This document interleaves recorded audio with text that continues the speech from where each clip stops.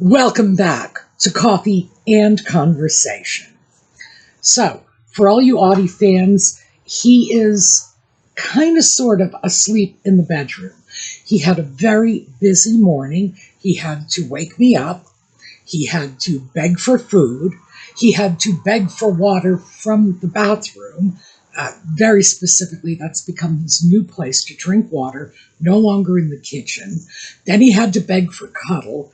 And then he had to get out of the bed so that I could make it.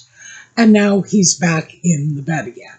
So, heavy duty morning, very stressful. He may end up coming in to join us just to tell you how bad his morning was. Poor little cat. How I envy him. Okay, I am filming this actually earlier in the day than I usually do. And we are getting a little bit of that morning going to work traffic. So if it gets bad, I'll try to edit the traffic noises out. Otherwise, country life. As I've said before, people say the city is noisy. Oh no. Train. I'm actually hearing a train in the background. Country life it has its own challenges. So let's take a quick break for the intro and we'll be right back.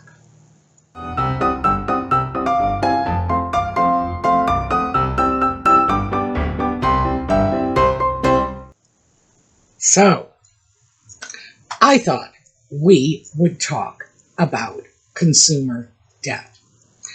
We've talked around this, especially when we start discussing increasing grocery prices and just in general looking at the financial burden that consumer spending is creating for a lot of people.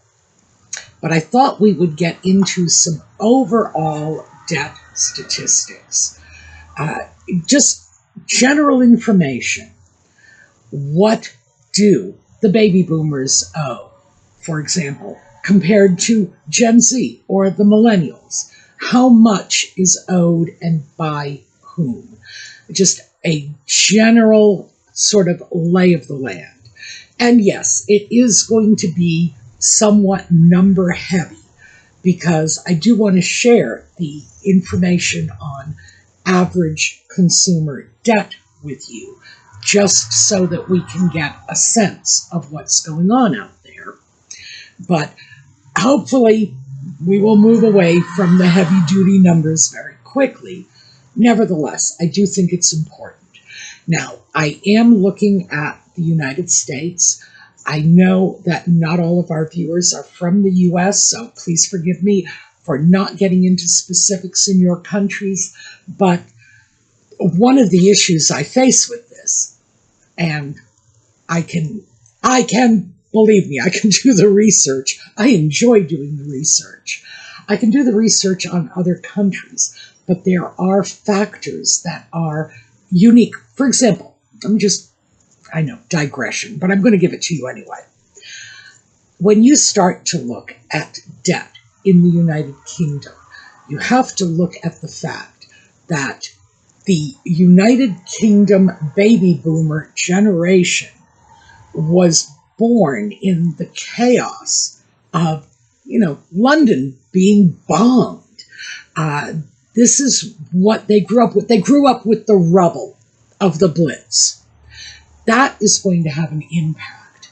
They grew up with rationing, which did not end until the 1950s. In fact, I think some of the rationing went into the late 50s. So that's going to be a factor for British baby boomers. Australia, meanwhile, had a tremendous immigration influx because they had tremendous opportunities, low-cost housing, a lot of government support for incoming migrant workers. That, too, is going to have a pretty significant impact.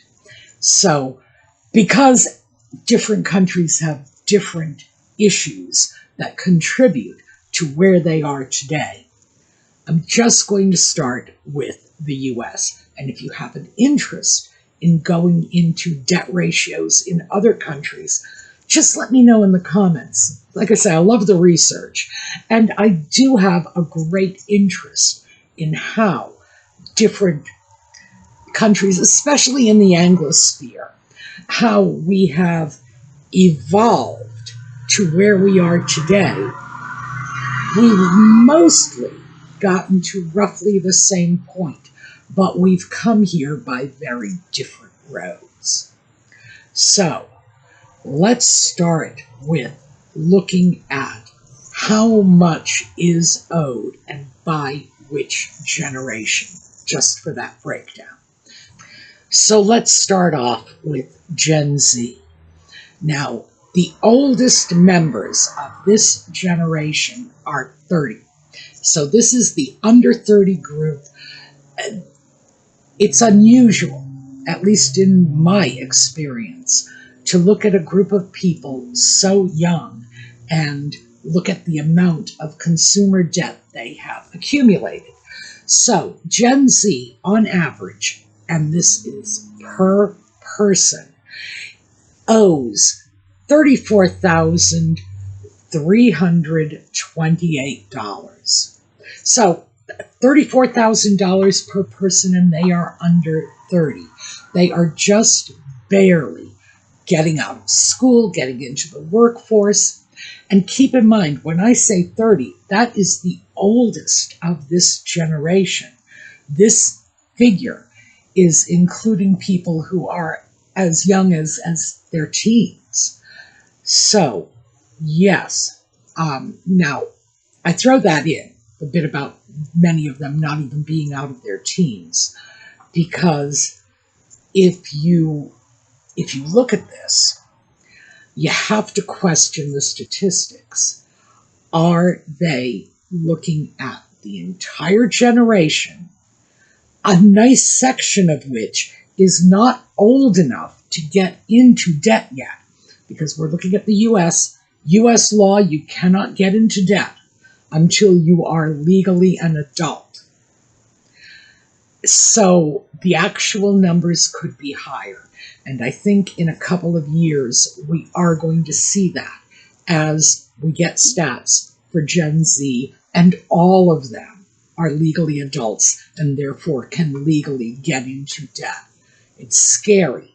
I look at that and think to myself, it could be twice as much, because such a significant portion of that generation is either not old enough to be in debt or in more protected circumstances, still living at home with their parents, still in school, etc. So let's go on to the next one. So the next group are the millennials. And they, I'm sorry, I should say, I'm going backwards chronologically here, in case you haven't figured that out. The millennials are between the age of 30 and 45 now. So, yeah, they used to be a younger cohort, but they are in the point of their lives when they're establishing their careers. And they are in, on average, per person, $132,280 worth of debt per person. So, if you take a couple, two married millennials, and look at that, the household debt is close to $300,000. Truly, truly scary. So, Gen X. These are people who are between around 45 and 60. And their average debt per person is $158,105. So again, if you look at this as half of a couple, you would have a couple in debt to the tune of well over $300,000. And next we have my generation, the boomers. And these are people between the ages of 60 and 80. And perhaps you might have noticed that the generational cutoff points vary, mostly because it's not just a raw number. It has something to do with numbers, obviously, but generations tend to be determined by events. So, for example, post-war baby boom started in 1946. Why? Because the war ended in 1945. And as I say, we are roughly 60 to 80. And the debt per person is $92,619. And that is a scary number, because when I say roughly 60 to 80, the youngest of the baby boomers is in their early 60s. And that is close to $100,000 worth of debt, and very few working years left to discharge the debt and go into retirement in a debt-free situation, which I assume is everybody's goal. Could be wrong about that. Certainly the numbers are telling me that I am. Next up, we have the silent generation. These are people over 80. These are people who saw the Second World War. And their average debt per person is $38,460. And that's a lot. That is, when you consider $38,000 compared to other generations, even Gen Z, which has the lowest figure, $34,000. They have their whole working lives to deal with this. At the age of 80, you are paying this debt off out of your retirement income, pensions, Social Security. That could prove to be a problem for a lot of people. And keep in mind, this is an average. The silent generation, now we're going to start talking about the generations. The silent generation was raised to believe that debt was a bad thing. Debt was shameful. Yes, you probably had to go into debt to get a mortgage, but you paid that mortgage religiously every month. This is our parents' generation. And by the way, I'm speaking to my fellow boomers when I say this. They didn't owe people money. The idea of taking out a loan from the bank was an unusual event. Something had to go wrong in order to encourage them to do this. They would save up for the things they needed. Their one major debt in their adult lives was that mortgage. And like I say, they paid that scrupulously. They looked forward to the day when that mortgage was paid off. I can remember families having mortgage burning parties. We had a name for it, mortgage burning parties, when the mortgage was finally paid off and they owned their home free and clear, because it was a generation that had different attitudes about money. Yes, you probably had to go into debt to buy a home. No question about that. But if you wanted a new car, they were very reluctant to take out a car loan. And not to say they didn't do it, and not to say it would have been fiscally irresponsible of them, but they had a different attitude about debt. And now when we see this $38,000 figure, I do have to look at this, and I would like to see a greater breakdown, because that might in fact be car loans. A car today is in the $40,000 range for a new car. That's starting prices. I've seen them go much, much higher. I'm sure you have too. But it could be that this is the car note that they're carrying, which has now become, along with that mortgage, one of the sort of unavoidable debts that people just almost don't even really consider a debt. That's just Tuesday. You know, it's business as usual if you are carrying a mortgage, if you are carrying a car loan.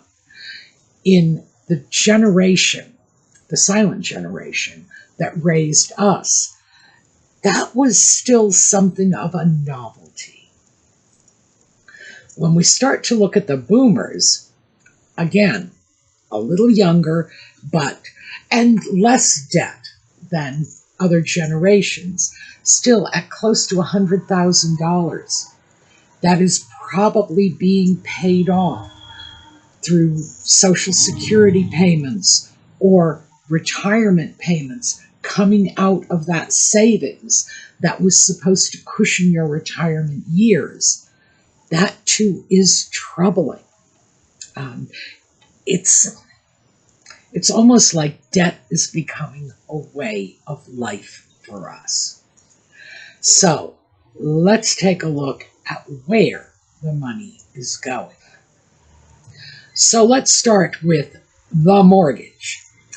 I've got some numbers for you here, and these are average new home prices over the past, what are we looking at, 50 years. Actually, we're going to go back 60 years or more. 1950s. So this is in the 1950s through the 1960s, when housing prices were gradually increasing. In the 1950s, the median housing price for a new home was $7,350, and that gradually crept up, you know, sort of inch by inch, until 1970, $26,000. That's on average. And I bought my first home in the 1970s, and I paid $25,000 for it. So that, to me, is really, it's really telling me that they are on target with these figures. 1980, major uptick in prices, $76,400 average price, 1980s new home. 1990, well, geez, it doubled, $148,800 on average, $205,700, and that was in 2000. 2010, it went up to $272,900, so we're going to call it $273,000. 2020, $391,900, and now we are looking at prices very close to $500,000. So that's where a really considerable chunk of this money is going. When we start looking at debt and we start looking at housing costs at close to $500,000, it's easy to see where this debt is coming from. So let's take a look at one more figure. New car prices. So we're looking at approximately $2,200 for just roughly the period of late 1950s up through 1970s. And I was alive then. I have a recollection of this, and that does meet my recollection. 1970s average prices were about $3,900. 1980s, ooh, this doubled, and we're looking at about $7,500. 1990s, $16,000, so it doubled again. 2000, average new car price rose to $20,356. 2012, $30,000. $30,570. 2019, around $4,000. It's going up.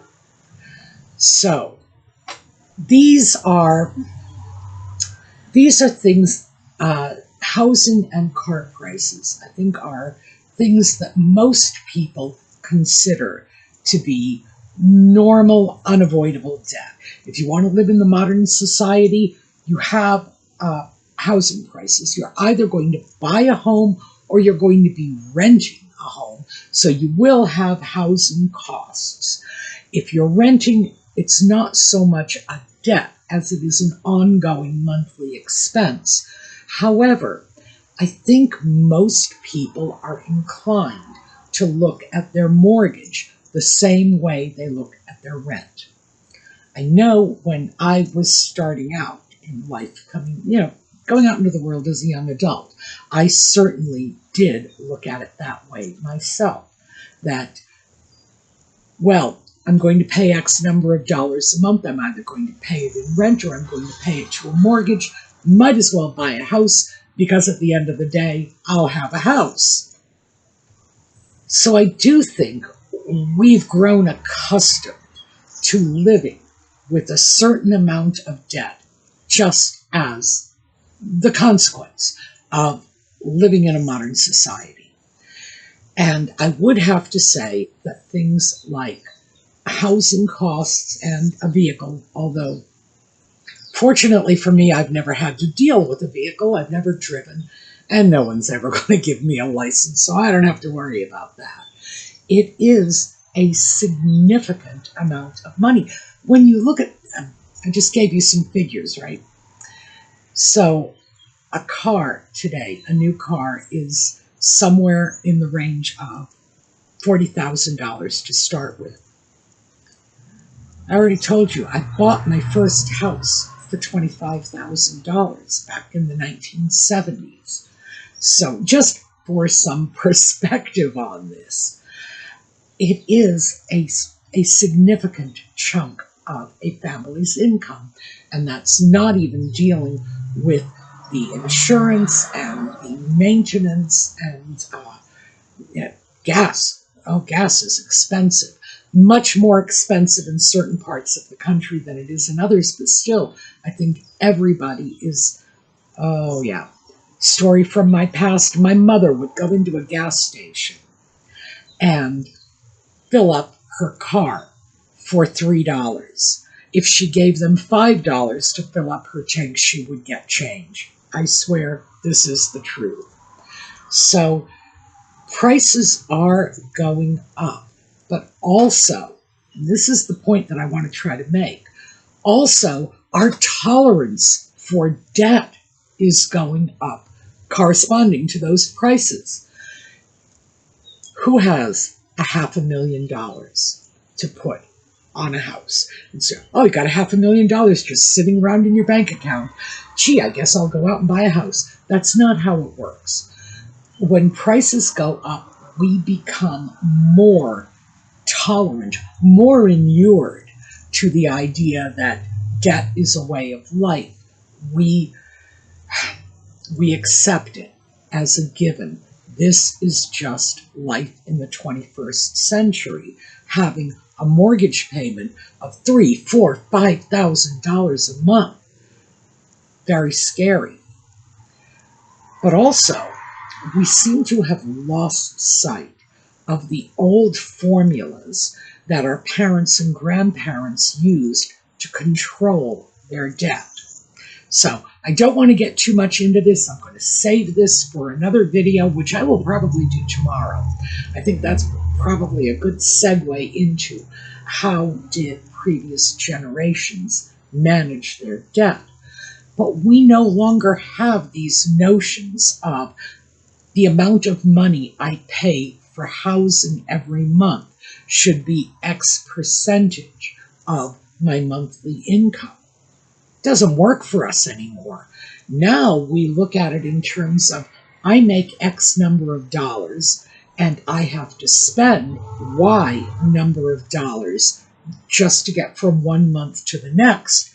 And that's the relationship. That's where it starts and stops. It's just, this is what I have. This is what I need. I got to make it work.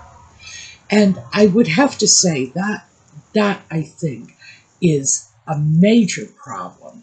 I don't know if it's a major problem for everybody, but I should think it would be a major problem for most people, that we don't even have some sort of guiding philosophy to let us know if our debts are becoming too great, if we should not get a credit card if we owe a certain amount on our mortgage, on our car payment, that we shouldn't look at financing a vacation, for example, if we are in catastrophic levels of debt.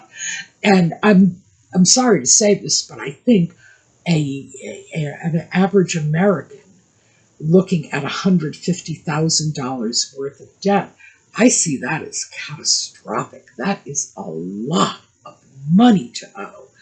And I'm also, as I mentioned before, very troubled by baby boomers being in close to $100,000 worth of debt with very few working years left.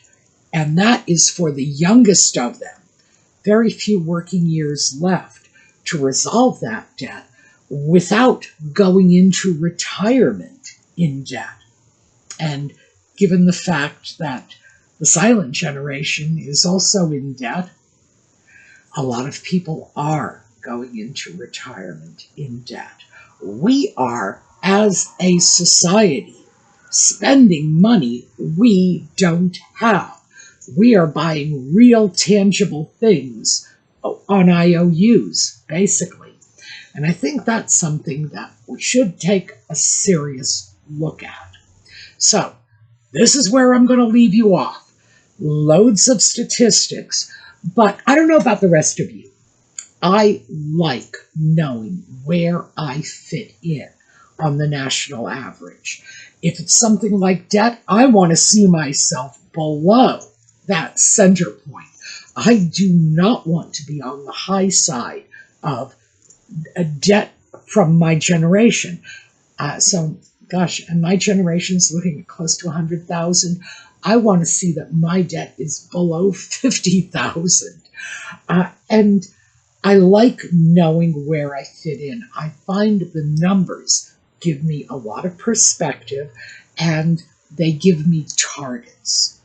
When I can look at this and say, well, this is the debt for certain generations. If I'm in that generation, I want to target my debt below that level so that I have something to sort of strive for. So I hope this has at least been interesting. I'm sorry that it is not going to be something we can resolve in one video, but I am going to pick this up tomorrow and talk about the ways we can look at this, perspectives we can bring to bear, the formula that our parents and grandparents used to keep debt in check, things that we should be looking at, especially if we are going into our retirement years. So that's where I'm going to leave you. Thank you for being with us. We are going to take a look at a slideshow on the way out. I hope to see you all again tomorrow when we can start tackling this instead of just throwing the numbers out, looking at ways to decrease those numbers. So, looking forward to seeing you tomorrow. Thanks for being with us, and in the meanwhile, have a terrific day.